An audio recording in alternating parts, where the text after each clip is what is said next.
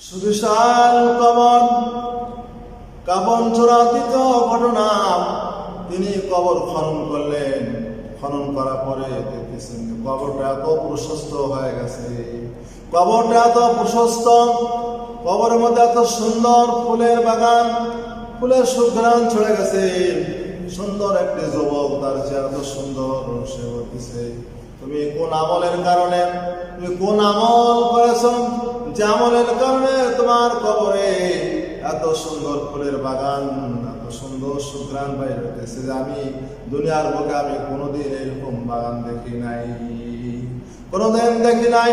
তুমি কোন আমলের কারণে তোমার এই কবরে অবস্থা হয়েছে? সে বলতেছে, আমি একটি মাহফিলে গিয়েছিলাম, কোরআনের মাহফিলে গিয়েছিলাম। সে বলেছিল যারা পাপ কাজকে বন্ধ করবে, পাপের কাজ থেকে সরিয়ে থাকবে, পাপ কাজ করবে না, আল্লাহ রাব্বুল আলামিন তাদের কবরকে আল্লাহ তাআলা জান্নাতের বাগান